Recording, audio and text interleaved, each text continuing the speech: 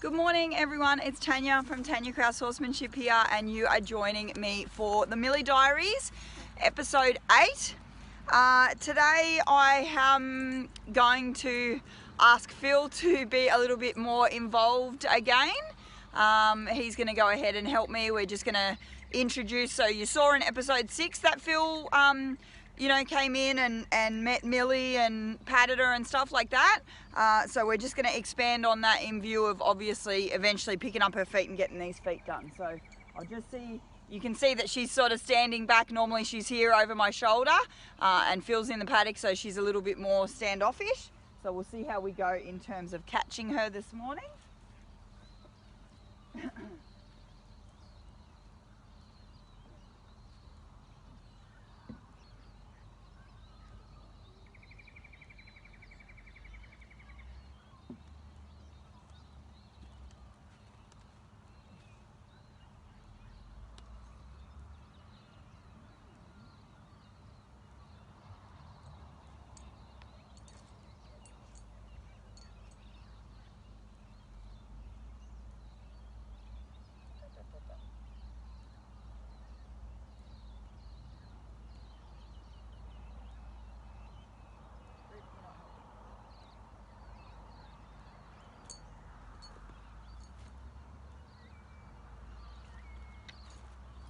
So not too bad there. As soon as I sort of spoke her name and then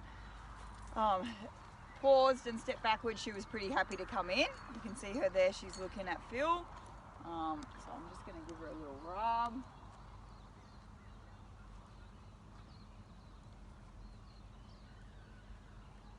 Good. And I might just get you to grab that brush if you like, and I'll see. So the other day, the first day, I asked Phil to hold her while I brushed her, and today we'll see if she's a little bit comfortable letting him. So again, I'm going to let her go backwards. I'm not going to restrict her and tell her that she's wrong for being wary. Well, I know that Phil's not going to do anything to her, but she doesn't know that, so I'm only too happy to let her go where she's comfortable. And as you can see there, Phil's taking the opportunity to brush Rip, which is fantastic. And I quite like this, she's kind of scooching up towards me and trying to get a little bit of reassurance from me. You know, as much as we like having horses that only like us, and I meet a lot of people that are like, oh, my horse will only let me do things with it, etc., etc. The fact is that, if there was an emergency situation and Phil had to, get her out of the paddock, or obviously, I need him to do her feet, or if I needed to take her to the vet, I don't mind having a horse that's bonded to me, but it's not normal for a horse to only allow one person to kind of touch them and be wary of everyone else. That's not normal for her to have this insecurity. I know where it comes from, because obviously she's not been handled, so she just is not familiar with people handling her and things like that. But I certainly don't I don't want her to be afraid. I don't want her to feel like this when strange people, or not even strange people, but when Phil comes in the paddock, or if I had a friend come over in the paddock, I don't want her to feel anxious and worried about that person. Do I want my horses getting on floats with strangers? Probably not, but I don't mind them sort of not being too. I don't want her to be afraid, if that makes sense. The difference is too, like, I could get it done in an emergency, no worries at all, but it'd be a lot better to get it done and her be okay about it. Yeah. So that's she just heard Phil's voice. It's deeper than the normal voice. If you recall, he didn't speak on episode 6, so she's just heard his voice, and that energy's a little bit intimidating to her. Have that effect. You're okay, sweet.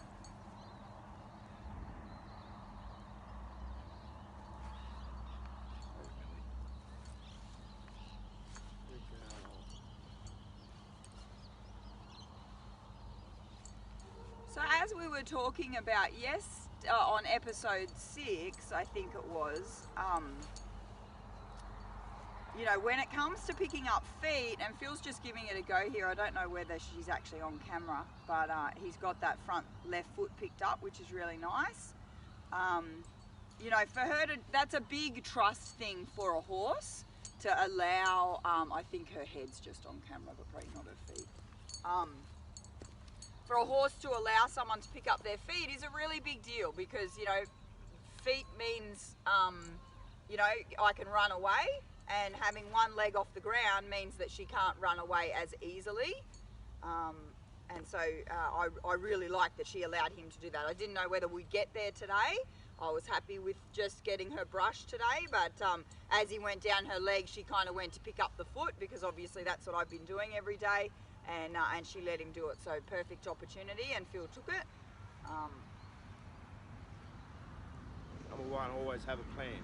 Number two, always abandon the plan. Do what the horse presents. Sorry, Millie, I spoke again. Plans have to be fluid. Yes.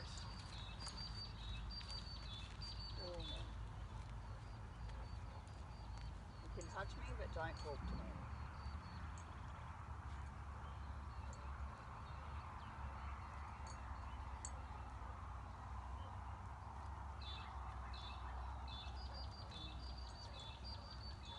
She's not comfortable with that front right foot, which is a sticker with me. She's not great about me picking it up either, so it stands to reason that she's even less comfortable with Phil picking it up. And he hasn't made a deal out of it, he's just gone back to brushing her. And it really isn't a big deal. We get stuck in, oh, I wanted to pick her foot up and she said no, so now, you know, and we make up these big stories about it. Whereas really, you know, she'll have forgotten about that by tomorrow. She won't be thinking, oh, I don't pick up my right foot for Phil. You know, he asked her for it and she sort of was uncomfortable. Now we're asking again. Very nice. Very good.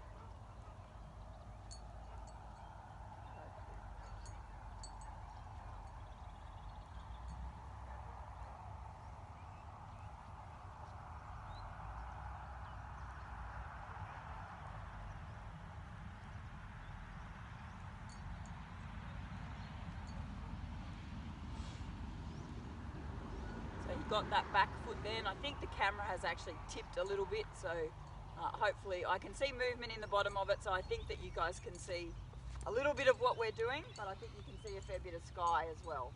Again, the problem with having dew on the fence is that the tripod slips a little. But we've got to get it done at this time of the morning, because I'm off to the day 4 of the colt starting clinic.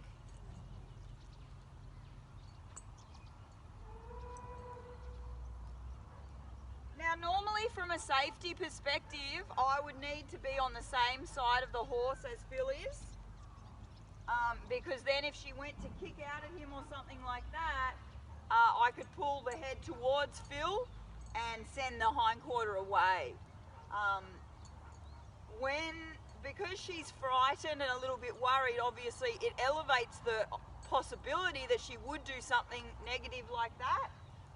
But I needed to come over here and support her in stopping her, and just sort of asking her to stop, and then Phil got the foot picked up. So, you know, as she gets more comfortable with Phil doing it, 100% I will be on the same side as Phil at all times, and we should always be on the same side as our body worker, or our vet, or our farrier, or our hoof trimmer, anyone who's working with our horses. We really need to take the responsibility that they can be unpredictable, and they could do something unpredictable, and we need to be aware, you know, not just have the rope on the ground having a good old chat to my friend while my farrier's there getting, you know, getting kicked or something like that. So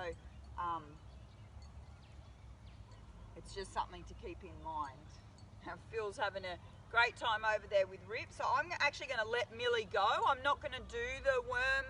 I've got the worm tube out here, but it was pretty big for her to let, you know, to be comfortable enough with Phil, and obviously she got that little bit worried when he spoke, and you can see her here, she's kind of angling away from him. So I'm really happy to leave it fresh in her mind that he sort of did a couple of things with her and then nothing happened. She was all pretty relaxed and everything, so yeah, I just wanted to leave it there. It looks pretty good.